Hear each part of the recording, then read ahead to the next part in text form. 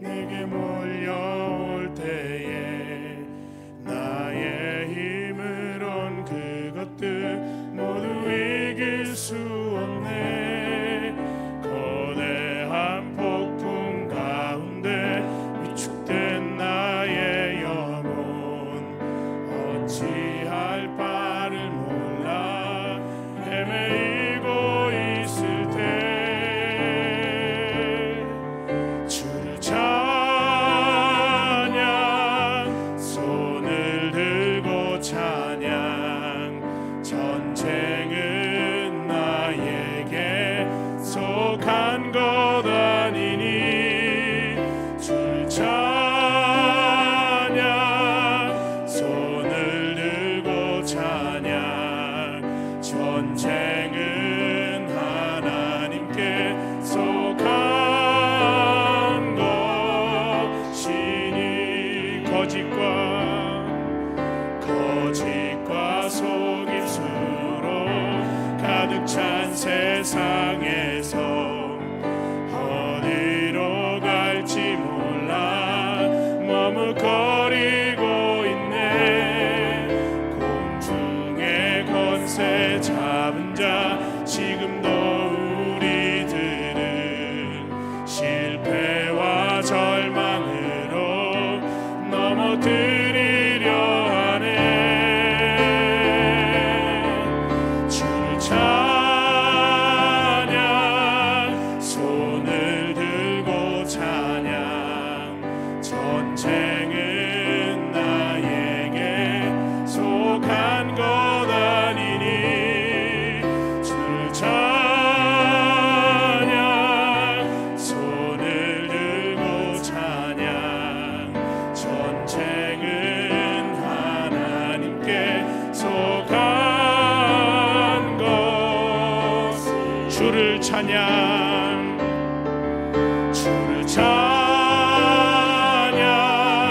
손을 들고 찬양 전쟁은 나에게 속한 것 아니니 주를 찬양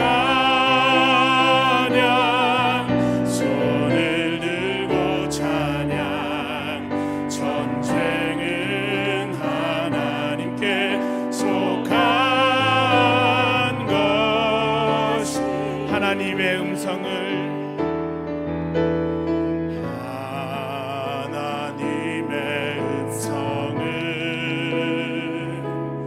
듣고자 기도하면 귀를 기울이시고 내 기도를 들어주신다네. 깊은 웅덩이와 수렁에서 끌어주시고 나의 발을 반석 위에 세우시사 나를 튼튼히 하셨네. 아멘. 새 노래로 부르자 랄라라. 하나님께 올릴 찬송을 새 노래로 부르자.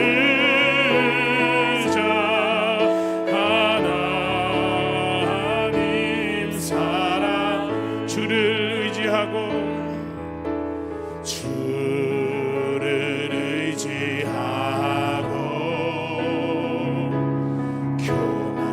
교만하지 않으며 거짓에 치우치지 아니하면 복이 있으리라.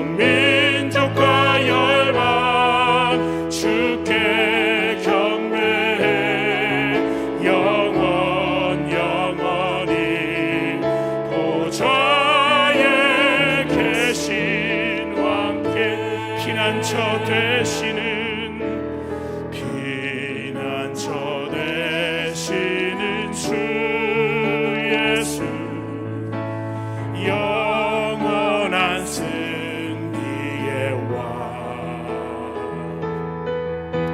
주님의 얼굴을 구할 때 주의 빛 비추시네 아멘 아버지 전쟁은 주님께서 겠네 승리는 우리의 것 예수의 이름을 높이며 영원히 찬양하리 주님의 임재에 온 땅은 들리고 우리 기도에 하늘문 여시네 온 민족과 열방 주께 경배해 영원히 보좌에 계신 선포합시다 주님의 임재에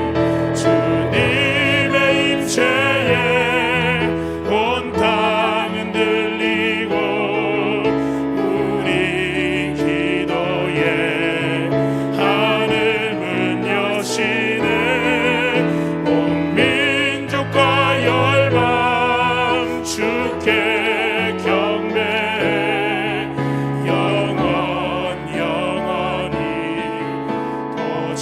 보좌에 계신 왕 하나님 어린 양께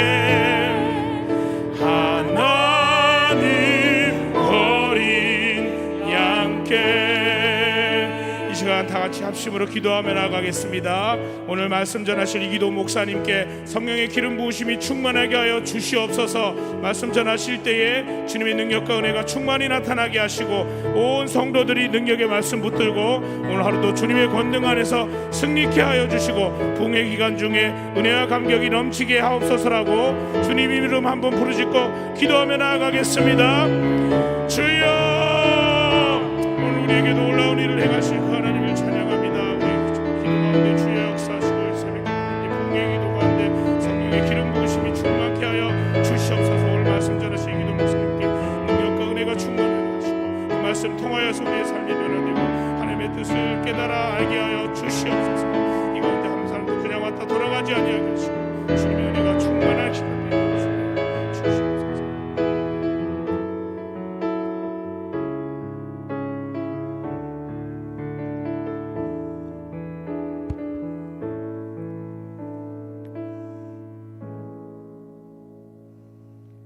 사랑과 은혜가 충만하신 주님, 저희의 창조주 되시고 구원자 되시고 선한 목자 되시어 새벽을 깨우시고 성령 대회에 나오게 하심을 감사드립니다. 예수님의 십자가 보혈로 대속함을 받고 새 사람이 되고 주님의 자녀가 되었음에도 저희가 약하여서 육체의 법을 따라 살고 있음을 용서해 주시옵소서.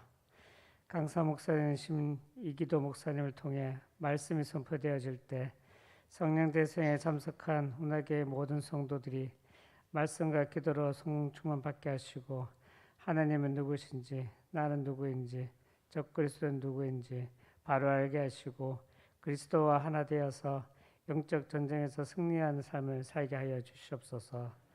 예수님 이름으로 기도드립니다. 아멘.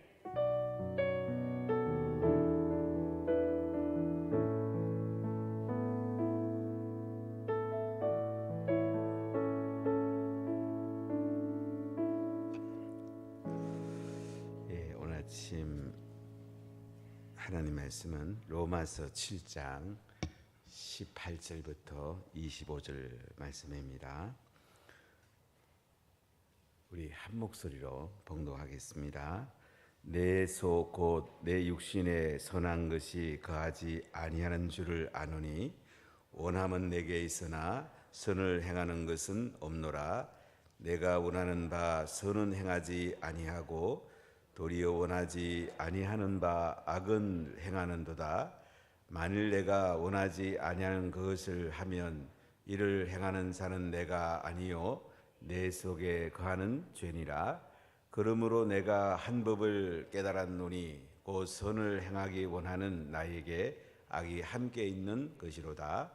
내 속사람으로는 하나님의 법을 즐거워하되 내 지체 속에서 한 다른 법이 내 마음의 법과 싸워 내 지체 속에 있는 죄의 법으로 나를 사로잡는 것을 보는도다.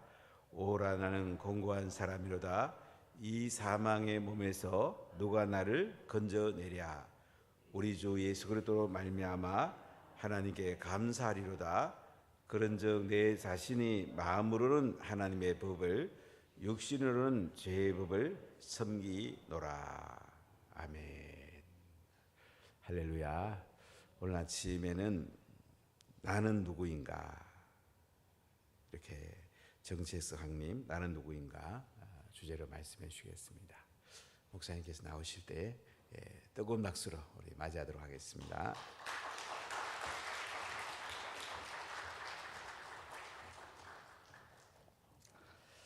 할렐루야.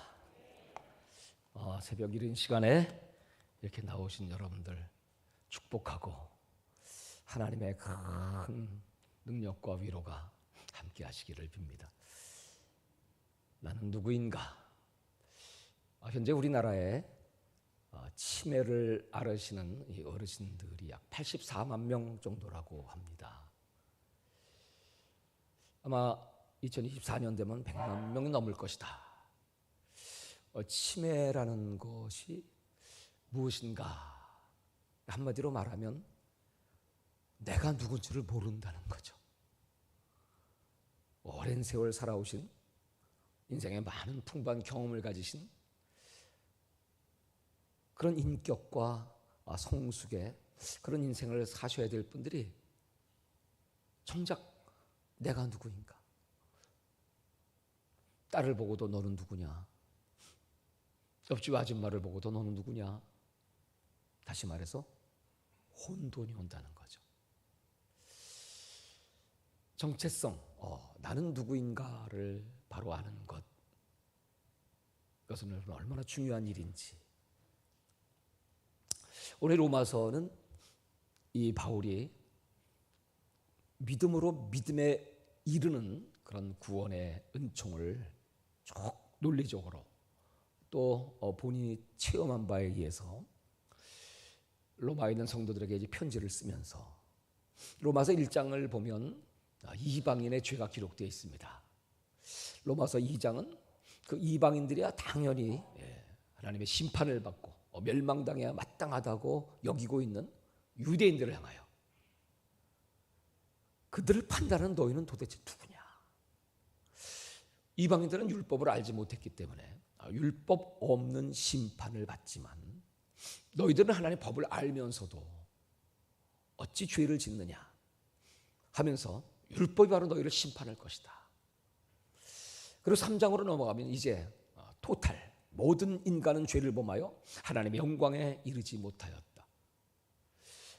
그래서 이방이나 유대인이나 다 하나님의 심판, 멸망하게 될 것이다.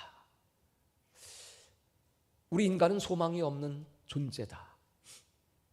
아담의 죄로부터 시작된 인류의 죄의 역사가 바로 여기 있는 우리 현재 저와 여러분에게까지 미치는 그 죄의 삭은 사망이라고 하는 사실을 그렇게 사도 바울은 피력하고 절망에 빠져있는 인간들에게 로마서 3장 24절에 넘어가면 드디어 환희에 찬 복음의 선포, 그리스도 예수 안에 있는 속량으로 말미암아 그 은혜를 믿음으로 구원을 얻었나니 이것이 너에게서 난 것이 아니라 하나님의 은혜로 값없이 주어진 것이다. 드디어 복음이 선포되기 시작합니다. 여러분, 그 복음을 받은 자, 우리는 믿음으로 의롭게 되었습니다. 그렇다면 바울이 말하고 있는 그 믿음의 분량, 믿음의 수준, 그 믿음은 도대체 어떤 믿음입니까? 우리가 흔히 예수님 믿었습니다. 마음으로 믿고 입으로 시인했습니다. 나는 구원받았습니다. 이렇게 우리가 얘기하지만 그 정도가 하나님이 요구하시고 하나님이 원하시는 수준의 믿음인가? 로마서 1장 17절에 그래서 바울은 아주 애초에 이렇게 믿음을 딱 정의하고 있죠. 복음에는 하나님의 의가 나타나서 믿음으로 믿음에 이르나니 오직 의인은 믿음으로 말미암아 살리라. 거기서 그 믿음에서 시작되는 믿음의 의, 영어로는 from faith 또는 out of faith, 믿음으로부터 시작됐다. 그 믿음은 우리에게서 난 것이 아니라 하나님으로부터 시작됐다. 하나님이 우리에게 주시는 그 믿음의 의는 그냥 한번 믿고 끝나는 것이 아니라 그 믿음은 믿음 속으로 into faith, 믿음 속으로 들어가야 된다. 그냥 믿음으로 시작해서 믿음으로 끝나는, 믿음 속으로 들어가는 그 믿음은 우리 신앙의 전 과정이고, 요한복음 1장 12절에 예수님을 우리가 영접하면 하나님의 자녀의 권세를 얻느니라. 예수님 영접함으로부터 시작된 우리의 믿음은 그 한 번의 고백으로 끝나지 않고 믿음은 진행형이다. 계속적으로 끊임없이 믿음 안에서 살아야 한다. 그러니까 로마서 3장에 말하고 있는 우리의 구원이라고 하는 것은 예수 그리스도의 속량으로 말미암아, 믿음의 시작은 예수님의 십자가의 죽으심, 우리 죄를 속하시기 위하여 피 흘리신 그 구속의 사건, 그것은 믿음의 시작입니다. 우리는 그것을 믿음으로 말미암아, 그 사건은 이미 2000년 전에 있었던 사건입니다. 그 믿음을 가짐으로 우리는 의롭다고 인정을 받았습니다. 그런데 정작 이제부터 중요한 거죠. 의인이라 칭함을 받은 저와 여러분들이 의로운 삶을 삽니까? 지금 우리는 그렇게 주님이 원하시는 수준의 의인의 삶을 살고 있습니까? 이렇게 질문을 하게 되면 그때부터 이제 문제가 생기고 혼동이 오기 시작하죠. 분명히 내가 구원 받았는데, 근데 왜 여전히 내 속에 죄가 있지? 아니, 그 죄가 나를 끊임없이 괴롭히네요. 로마서 7장은 이제 구체적으로 우리 삶 속에 믿음이 어떻게 적용되고 있고, 하나님이 인정하신 칭의, 로마서 3장에 그렇게 말씀하고 나서 4장으로 가면 이제 샘플로 실제로 한 인간을 예로 들어서 이 사람이 이렇게 나에게 의롭다함을 받았다. 그 사람이 바로 아브라함이죠. 아브라함, 믿음의 조상. 아브라함의 믿음이 처음부터 온전했던 건 아니었어. 우리 잘 알고 있죠. 하나님의 계시를 따라서 그가 갈대아우르를 떠났고 하나님이 약속하신 땅으로 갔지만, 그래서 하나님이 그를 의롭다고 인정을 해서 끝난 것이 아니었고, 그 의는 시험되지 않은 의, 완성되지 않은 의. 그러니까 아브라함은 그 믿음의 과정을 의로를 향하여 계속 달려가는 과정이었지 완전치 못한 의였다. 그러니까 자기 아내를 2번씩이나 누이라고 속이기도 하고, 하나님 보시기 합당치 못한, 과연 그가 믿음의 조상이 될 수가 있었을까요? 그러니까 그 아브라함을 의롭다고 하신 그 첫 번째 의는 무엇입니까? 내 의가 아니라 하나님의 의, 하나님의 의를 내가 영접했다. 예수님을 영접함으로 말미암아 저와 여러분은 신분이 바뀌었죠. 그래서 우리는 죄인이라고 말하지 않습니다. 우리는 스스로를 믿음으로 의롭게 되었다, 의인이다, 이렇게 표현합니다. 바울도 1장부터 3장까지는 죄인이라는 말을 썼지만 3장에 그리스도의 속량으로 말미암아 그 은혜를 믿음으로 의롭게 된 사람들 향하여 죄인이라는 표현을 쓰지 않습니다. 성도, 거룩한 자, 이런 표현으로 이제 바뀌죠. 그렇게 글을 쓰고 있으면서도 바울은 근데 말이야, 분명히 논리적으로 분명히 나는 그리스도로 말미암아 구원받았고 의롭다고 인정을 받았는데도 불구하고 근데 왜 나는 여전히 마음속에 갈등이 있지? 왜 여전히 나는 내 속사람이 하나인 줄 알았더니 둘이네.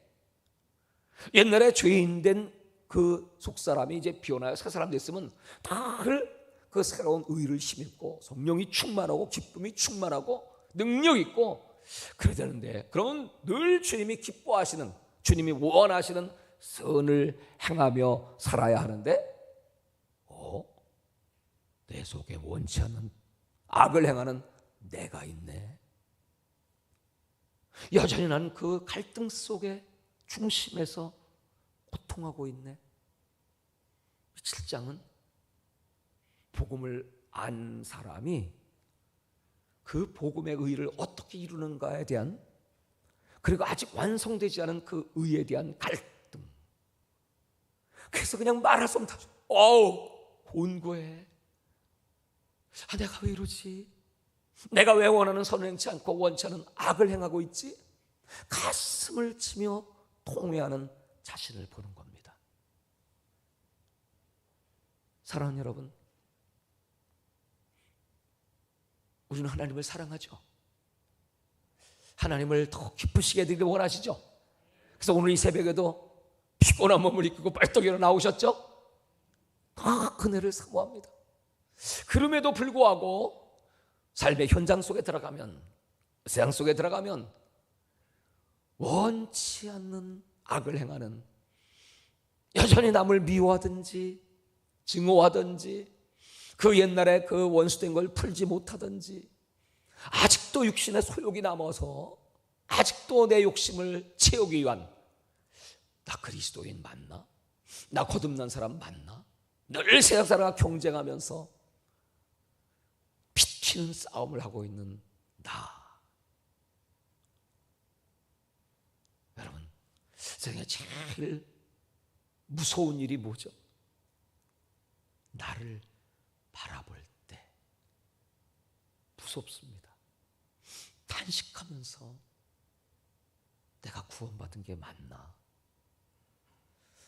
분명히 예수님은 나를 위해 피 흘려 죽기까지 날 사랑해 주셨는데, 내가 그 은혜로 은사도 받고 또 능력도 받고 귀신도 내쫓고 주여 주여 이름을 부르고 기도도 했고, 선지자 노릇, 지금으로 말하면 집사님, 권사님, 장로님, 목사님.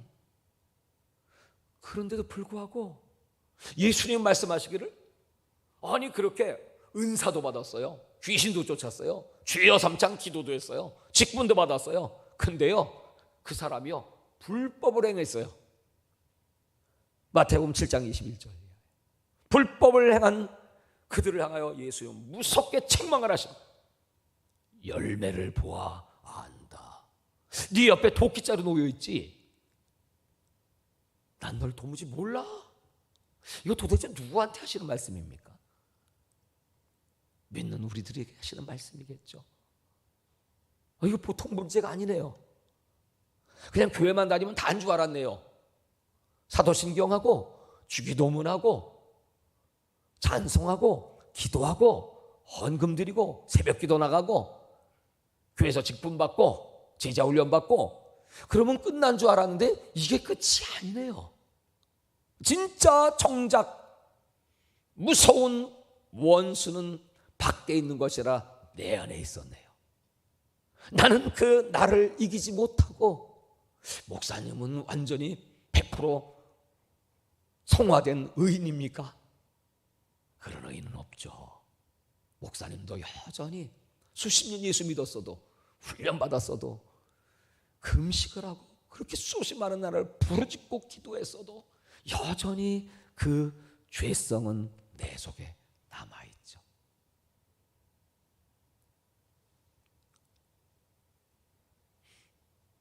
이게 참 심각한 문제입니다. 우린 지금 로마서 7장에 와 있습니다. 바울이 서신서를 쓰면서 죽음에 대한 얘기를 많이 썼죠.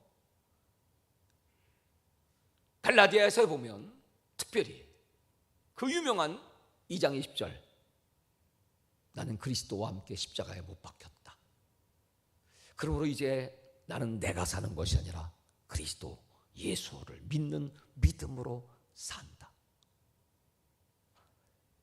나는 이미 십자가에 못 박혔다. 근데 갈라디아 5장 24절을 보면 그리스도 예수의 사람들은 그 정과 욕심을 십자가에 못 박느니라. 날마다. 그러니까 바울은 두 죽음을 얘기하고 있습니다. 그 첫 번째 죽음은 뭐냐 하면 나를 위하여 죽어주신 예수 그리스도의 죽음, 2000년 전에 있었던 역사. 나는 십자가 못 박힌 적 없죠? 여러분 십자가 못 박힌 적 없죠? 혹시 십자가는 져보셨는지? 져보셨어요? 아니 주일학교 때도 안 져보셨나? 연극할 때 안 져보셨나? 네?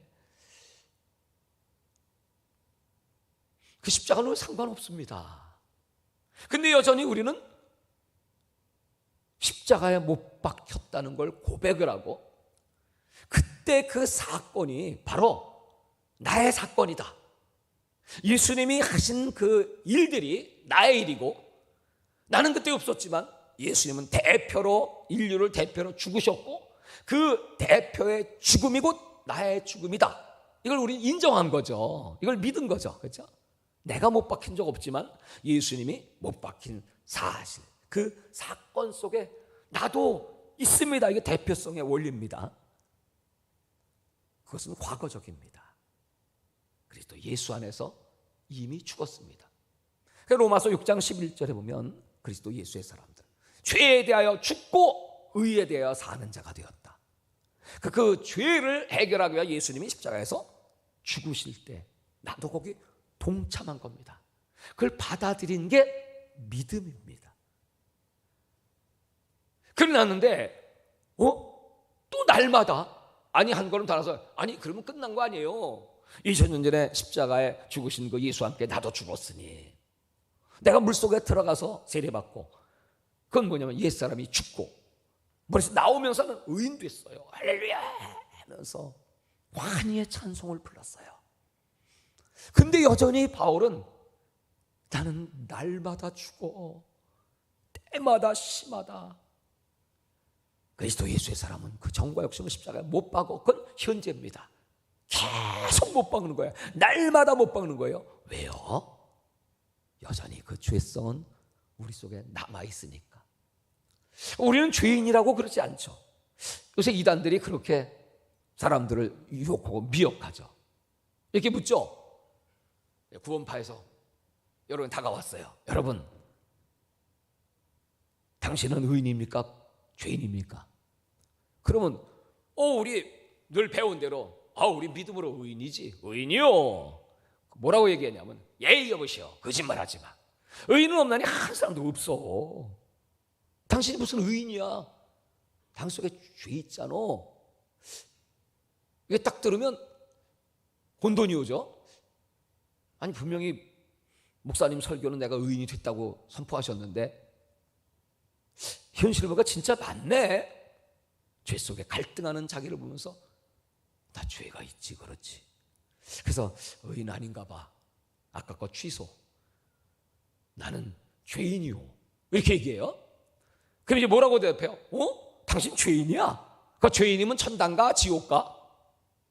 죄인은 어디 갈까요? 죄인이 어떻게 천국 가요?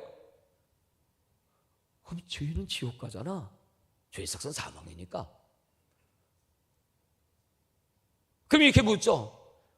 당신 교회 다니는데 여전히 죄 갖고 있고 지옥 가고 예수 제대로 믿는 거 맞아? 뭐라고 대표해요? 지금 제가 이렇게 몇 마디 던진 질문에 지금 여러분 좀 몹시 갈등하고 있네요.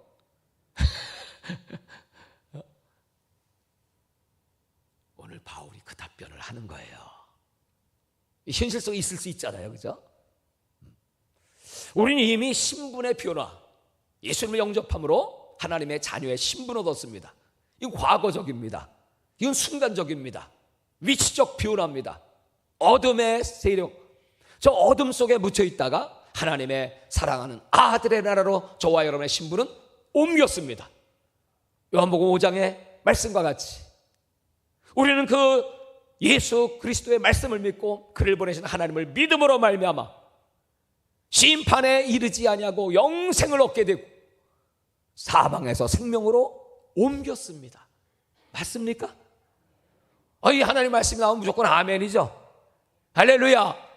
옮겼습니다. 그러나 우리는 의인의 신분을 얻었지만 우리 속에는 죄가 남아 있습니다. 그러나 죄인과 죄를 가진 자는 다르죠. 죄인과 죄를 가진 자는 달라요.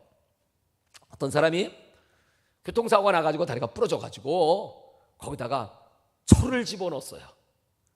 그 사람을 뭐라고 그러냐면 철든 사람 이렇게 말해요. 맞죠? 철들었죠. 그러나 그 사람이 철이는 아니지요. 손영원 목사님의 두 아들이 안재선이라는 청년에 의해서 무참하게 살해를 당했습니다. 죽었습니다. 그런데 손영원 목사님은 성령이 충만하셔. 그 죄인 악인을 회개를 시키고 데려다가 아들을 삼았어요. 하나님께 감사했어요. 한 아들만 순교해도 감사한데 두 아들이나 순교자를 내게 하시니 감사합니다. 하나님께 감사했어요. 이 아들 저 미국 유학 보내려고 했는데 미국보다 더 좋은 천국 유학 가게 하심을 감사합니다. 또 감사했어요.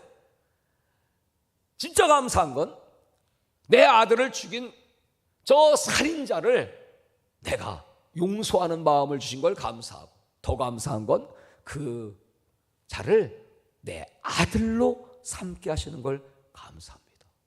이게 보통 사람이 할 수 없는 감사죠. 믿음의 사람, 성령의 사람만 할 수 있는 감사죠. 그 감사를 하고 같이 삽니다. 이제 아들 됐으니 같이 살아요. 같이 살면 사람들이 지나가면서 그 손양원 목사님의 집을 이렇게 가리키면서 저 집은 살인자의 집이야 이렇게 얘기할까요? 그 안에 살인한 안재선이가 살고 있어요. 살인자가 살고 있긴 하지만 살인자의 집이라고 말하진 않아요. 우리가 구원을 받았습니다. 예수님을 영접했습니다. 그러나 여전히 죄가 있어요. 그렇다고 죄인이라고는 아무도 정죄할 수 없습니다. 그 죄는 이제 내가 해결해야 돼. 그 죄는 예수님이 지었던 그 십자가의 능력을 내가 받았으므로 성령을 받아서 죄와 싸워 이기는 비법이 바로 오늘 저녁에 설교할 죄에 대하여, 의에 대하여, 심판에 대하여 이제 성령님의 역사를 얘기할 텐데, 그 성령의 능력으로 나는 날마다 싸워야 돼. 때마다 시마다 십자가를 의지하고 그 죄와의 결투를 벌여야 돼요. 그래서 이기는 비결은 딱 하나야. 예수님이 십자가에 못 박히신 것처럼 나도 날마다 십자가에 못 박혀야 돼요. 날마다 죽노라, 날마다 못 박히노라, 오라 곤고하다, 이 사망의 목에서 누가 나를 건져내랴. 그러다가 오늘 이 바울이 탄성을 지르며 환호를 하며 깨달은 바를 딱 기록했는데, 맞다. 그럼에도 불구하고 그리스도 예수 안에 있는 자에게는 결코 정죄함이 없나니, 그리스도 예수 안에 있는 생명의 성령의 법이 죄와 사망도를 해방하였노라. 여러분, 예수 안에 있는 자, 이게 8장 1절이잖아요. 그래서 8장은 그 바울이 성령 안에 예수 안에 있다고 하는 사실을 얼마나 강력하게, 성령의 장이잖아요. 이번 집회가 성령 대성회죠. 그래서 제가 로마서를 이렇게 딱 펼쳐놓으면서 성령 안에 있는 삶, 여전히 우리는 육신의 생각이 있습니다. 근데 육신의 생각은 사망, 영의 생각은 생명과 평안. 여전히 그 육신의 생각은 지금도 괴롭혀요. 끊임없이 도전하고 우리들을 끌어내리고 죽이고 멸망시키려고 좌절하게 하고 낙심. 예수 믿어도요, 교회 다녀도요, 옆에서 보면 절망이고요, 앞에서 보면 낭망이고요, 희망이 없어요. 근데요, 딱 하나, 위에서 보면 희망이야. 우리 인간은 그런 존재입니다. 바울은 그래서 성령 충만함이 얼마나 능력 있는 것인가, 얼마나 우리 삶 속에 필요한 것인가, 얼마나 정말 성령과 함께 하지 않으면 살 수 없는 1분 1초도, 욥은 말하기를 내가 침 한번 꿀떡 삼킬 동안도 하나님은 나를 바라보시고 나의 그 눈을 떼지 않으시고 분초마다 우리들을 시험해 보시고 우리 마음의 생각을 감찰하시고, 혹시 육신의 생각을 가진 건 아닌가, 혹시 내가 세상 빠져서 좌절하고 있지 않나, 아니 내가 누군데, 나는 누군데, 다시 나를 바라보게 되니까 창세기 1장 26절 이하에는 하나님 우리를 창조하실 때 딴 건 다 그냥 말씀으로 옵니다. 그냥 빛이 있으라면 있는 겁니다. 하늘과 나눠지는 겁니다. 근데 딱 사람한테는 전혀 다르죠. 거기 하나님의 손길이, 하나님의 혼신의 힘이, 하나님이 사람을 빚어서 만드시면서 그리고 선포하시기를 너는 나의 형상이다. 여러분, 이 세상 속에 하나님의 형상은 저 짐승 속에는 없습니다. 오직 사람에게만. 그리고 하나님의 형상으로 만드시고 지배하고 정복하고 다스리고 생육하고 번성하고 충만하라, 이렇게 명령하셨어요. 그리고 우리 인간은 하나님의 형상, image of God 이렇게 표현하죠. 또 likeness, 모양, 형상, 뭐 두 단어는 신학자들이 연구한 바에 의하면 거의 같은 의미로 쓰인다고 이렇게 해석을 했어요. 하여튼 모양이든 형상이든. 근데 이 형상이라고 하는 말이 구약성경에 19번 나오는데 이 형상, 이 단어는 전부 사람에게만 써요. 사람은 하나님의 형상이다. 나는 누구냐? 나 하나님의 형상이야. 형상이라는 말을 다시 해석하면 이런 뜻이죠. 거울에 비친 모습, 그거예요. 형상이라는 말은 도장을 뻥 찍었어요. 그 도장이 그대로 새겨졌잖아요. 그게 형상이에요. 그러면 여러분, 저와 여러분 누굽니까? 하나님의 형상. 하나님이 어떻게 생기셨어요? 나처럼 생기셨어. 하나님은 형상이 없죠. 하나님이 영이시죠. 그 하나님 뭘 보고 어떤 모델을 갖고 나를 만드셨을까요? 하나님 형상이 없는 영이신데 뭘 보고 만드셨죠? 이게 미스테리죠. 근데 이 땅에 하나님이 사람의 모습으로 나타나셨어요. 인카네이션, 성육신.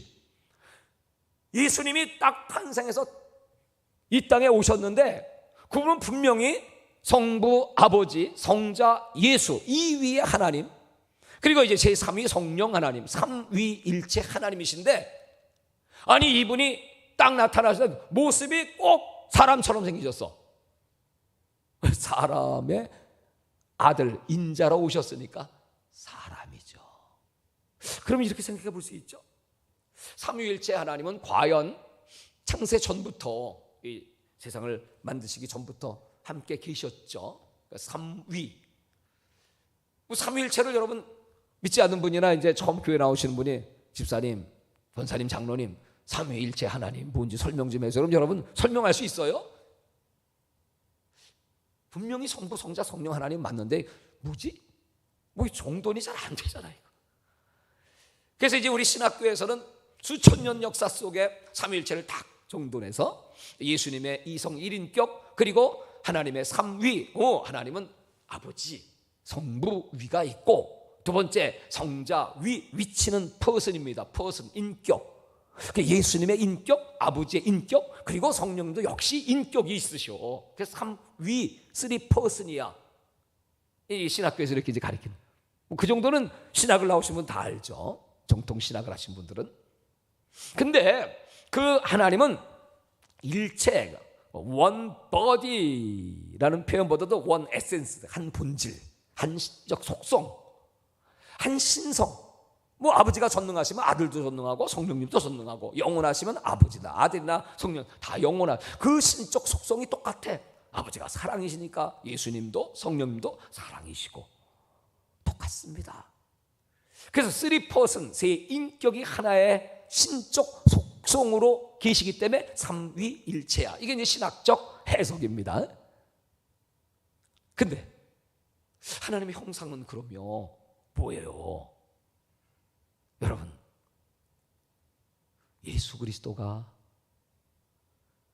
우리의 모델이시거든요.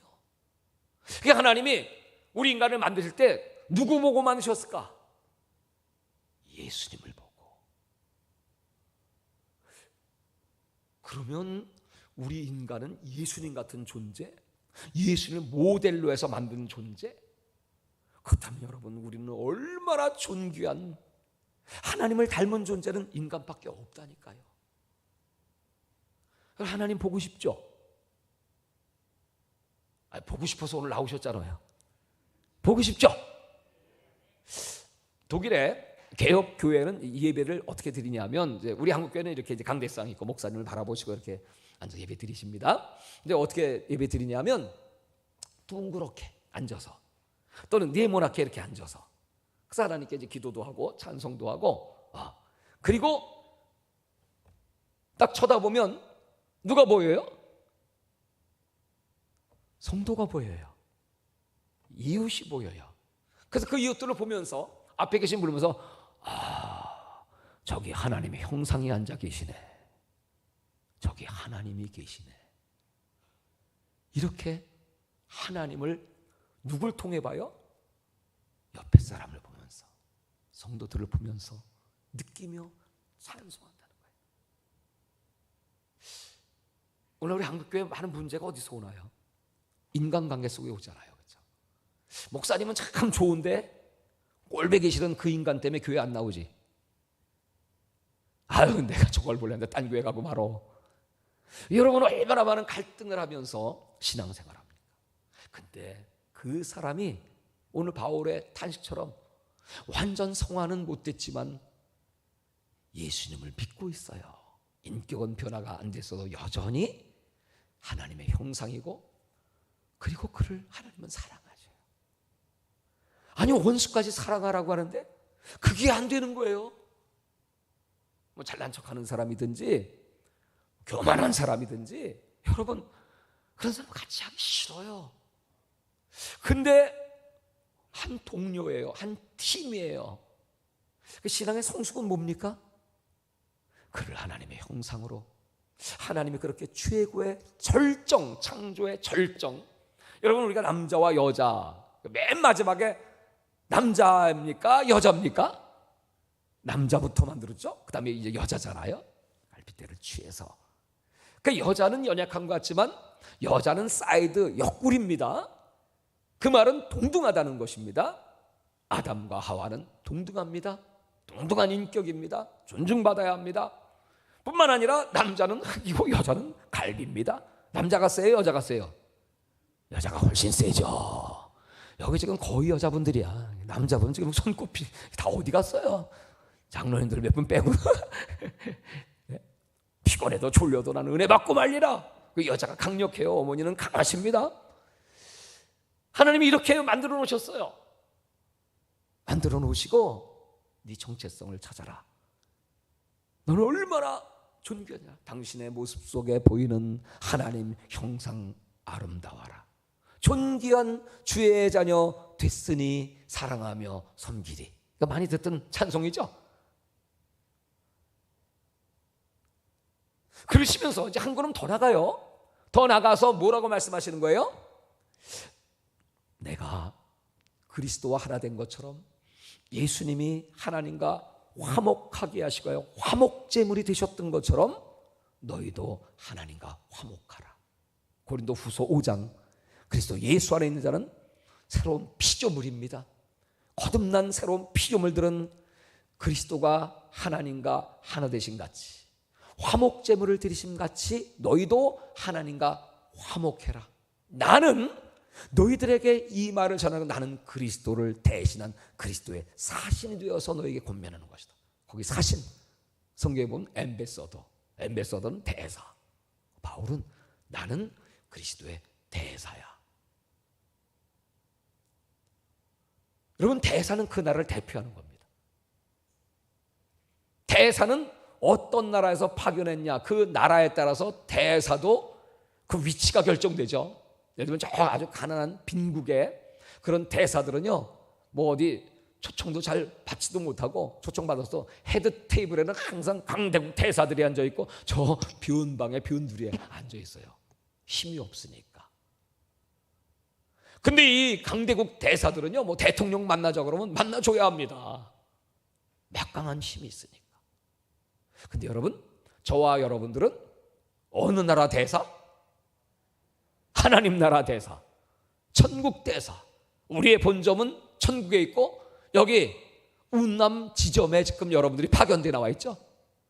운남 지점장님, 우리 목사님. 여러분, 우리 대사로 뭐 대사 밑에 뭐 영사도 있고 대사관 직원들 있잖아요. 그 나라를 대표한, 하나님 나라를 대표해서 나와 있는 그리스도의 대사가 저와 여러분이에요.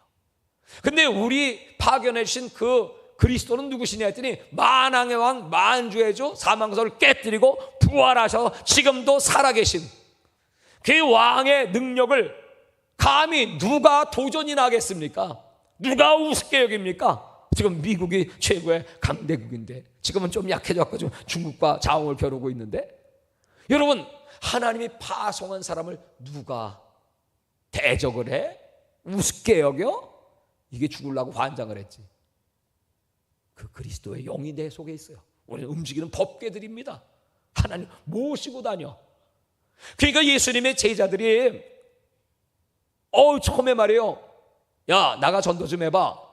그랬더니 이제 나가서 보니까 뭐 세상은 뭐 별놈 다 있잖아요. 뭐 귀신 들린 놈, 아픈 놈, 뭐 별사람 다 있습니다. 가서 막 안수하니까 뭐 귀신이 항복하고 막 떠나는 겁니다. 그러니까 야, 이게 웬일이야? 아니, 저 영물인 귀신이 소리 지르며 떠나가네 하면서 귀신이 떠나더이다 하고 예수님께 보고했더니 예수님이, 야, 귀신 떠나는 것으로 너희들 기뻐하지 말고 너희의 이름이 하늘나라 생명책에 기록한 것으로 기뻐해라. 할렐루야. 기뻐해라. 그렇게 말씀했어요. 그러면서 이 제자들이 말이죠, 그때부터요, 이야, 이게 예수 믿는 거 이거 대단한 거야. 생명책에 내 이름이 기록됐대. 우리는 지금 천국 신분을 갖고 있어. 여러분, 얼마나 담대해지고 얼마나 능력 있게. 너희들 가면서 말이야, 병든 자 있으면 고쳐주고 집안에 들어가 평안을 빌고 축복해줘. 그러면 너희들이 비는 축복이 다 이루어질 거야. 너희 만약에 영접하지 않잖아, 그럼 나와갖고 말이야 발의 신발을 떨어버려. 뭐 이 권세, 예? 어마어마한 권세를 제들에게 주셨습니다. 오늘날 교회는 그 권세가 있나요? 오늘날 성도들은 그 권세가 있나요? 들으면서 보니까 권위에 복종하는 자, 그 하나님의 권위. 여러분, 이거 되찾아야 되잖아요. 성령의 기름 부음. 손을 내밀면 귀신이 떠나가요. 예수의 이름으로 구하면 이루어져요. 여호수아는 달을 멈춥니다. 태양을 멈춥니다. 아니, 그 사람이 누군데? 모세가 손을 드니까 홍해가 갈라져요. 여호수아가 법궤를 만 제사장들 가서 그 요단을 밟으니까 요단의 물이 끊어져요. 아니, 그 사람들이 누굽니까? 그 놀라운 하나님의 능력, 바람과 파도를 잠잠케 하시는 예수 그리스도의 능력, 소경의 눈을 뜨게 하고 쥐머거리가 듣고 벙어리가 말하고 죽은 자가 살아나는 그 하나님의 능력. 여러분, 이거 어디서 오는 거예요?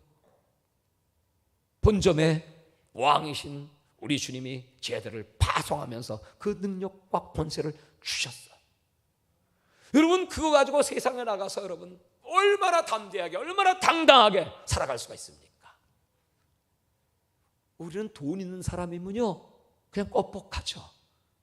세상 권위자들에게, 물론 세상 권위에도 우리는 복종해야 됩니다. 그리고 세금도 내야 됩니다. 그게 예수님 가르쳐준 법이에요. 그러나 우리는 영적 권위를 가진 사람들이에요.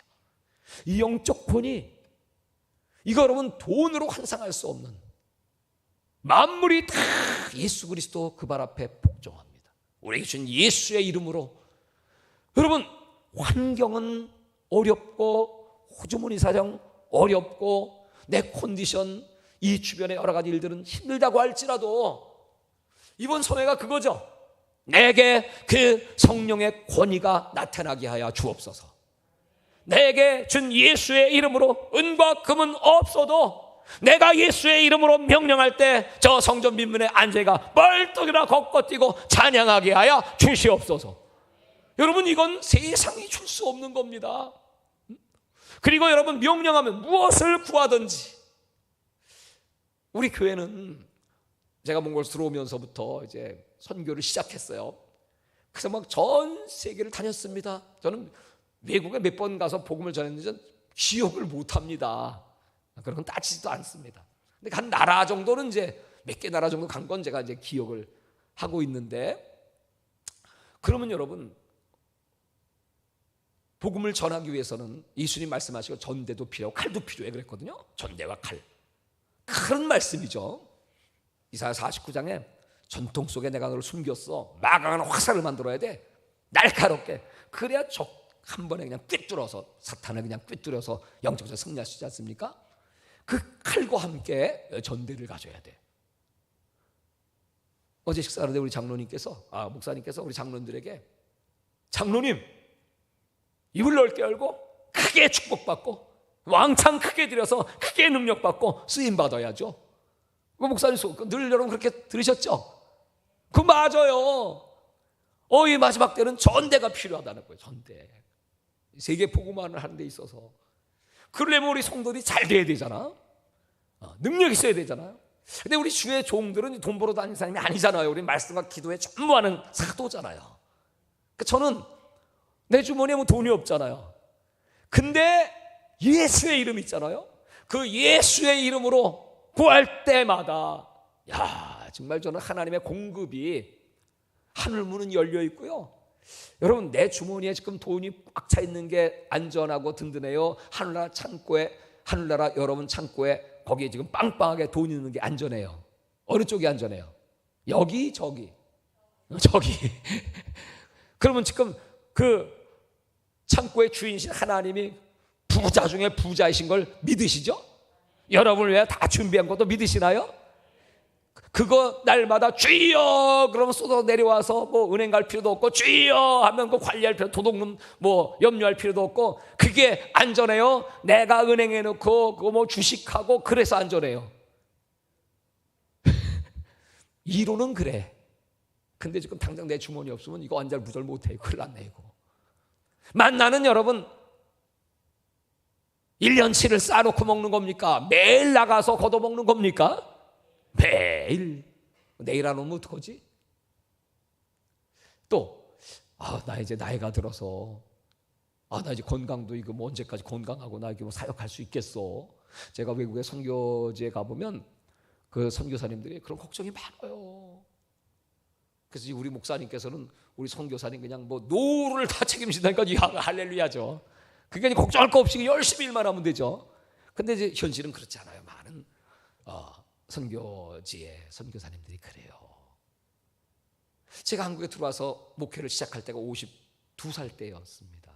난 굉장히 늦었다고 생각을 했거든요. 개척을 52살에 시작을 했어요. 그러나 내 마음속에는 선교지에서 역사하는 하나님은 한국에서 역사하시고, 여기 계신 하나님은 저기도 계시고, 그 하나님은 어디 가든지 우리가 신실하고 진실하게 오늘 말처럼 내가 누구인가, 나는 하나님의 형상이다, 내가 누구인가, 나는 그리스도의 제자다, 그리스도의 신부다, 내가 누구인가, 나는 그리스도의 대사다. 하나님이 일하는데, 주님을 대신하는데, 아니 돈 필요하다면 돈 안 주시겠어? 능력 필요하면 능력 안 주시겠어? 건강 필요하면 건강 안 주시겠어? 다 주시지.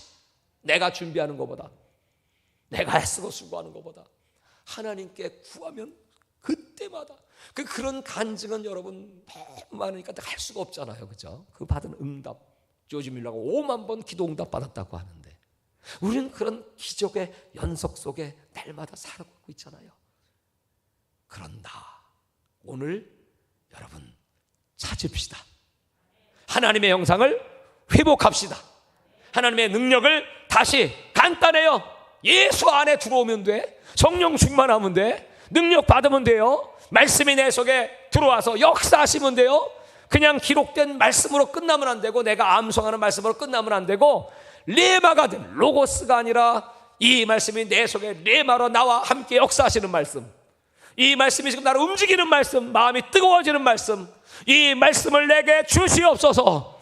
이 능력이 여러분과 함께 하시기를 주의 이름으로 축원합니다.